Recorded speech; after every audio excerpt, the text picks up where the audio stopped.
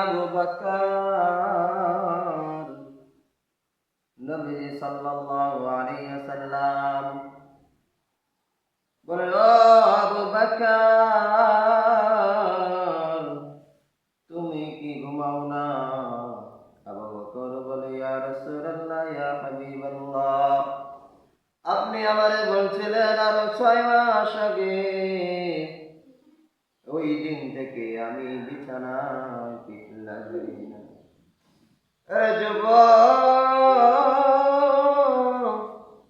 আবু বকর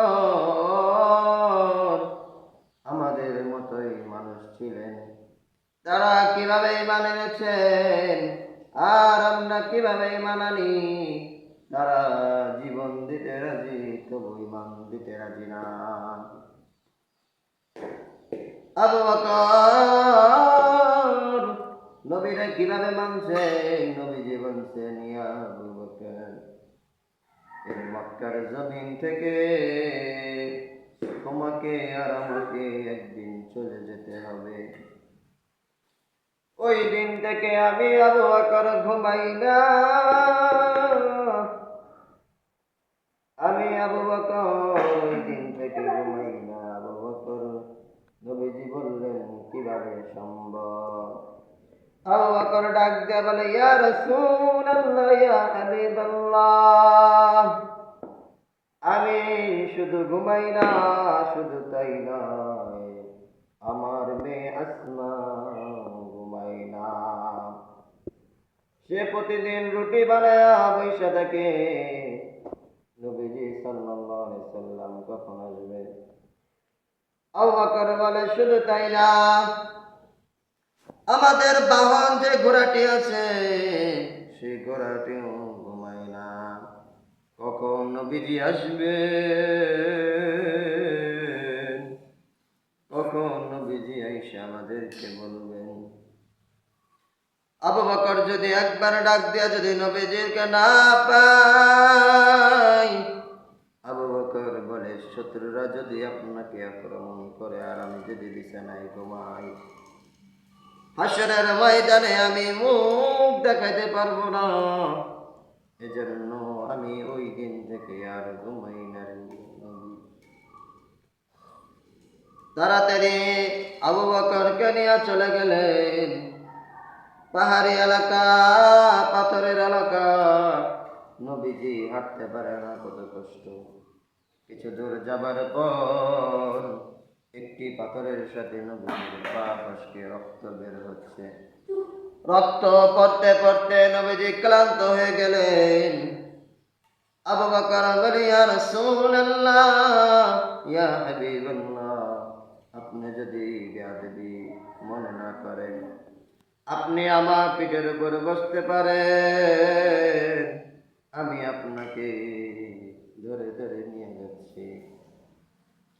বলে, না না, পারবো। নবীজি কিছু দূর যাবার পরে দেখে আর শরীর চলে না। তখন আবু বকর নবীজিকে কাঁধে করে নিয়ে নবীজিকে অনেক কষ্ট করে ওই কূপের ভিতরে নিয়ে গেলেন, হেরার গুহাতে নিয়ে গেলেন। যাওয়ার পরে আল্লাহ পাক তাকে সংরক্ষণ করার জন্য সাথে সাথে একটি মাকড়সাকে পাঠাইয়া দিলেন। মাকড়সা তাড়াতাড়ি জাল বানিয়ে দিলেন।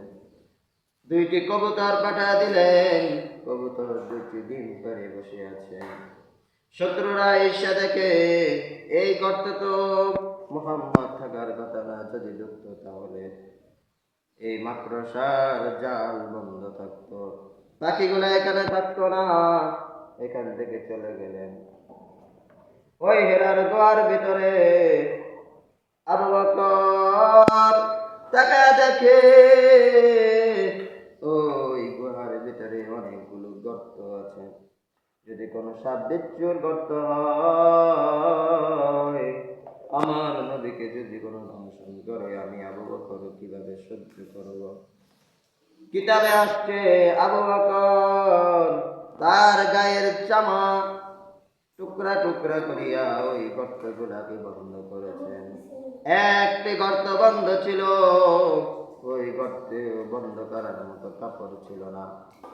আবু বকর পা দিয়ে ওই গর্তটি বন্ধ করে রাখলেন। ওই গর্তের ভিতরে একটি সাপ ছিল। ওই সাপ ওই সাপ নবীজিকে দেখার জন্য অনেক দিন ধরে অপেক্ষায় ছিল।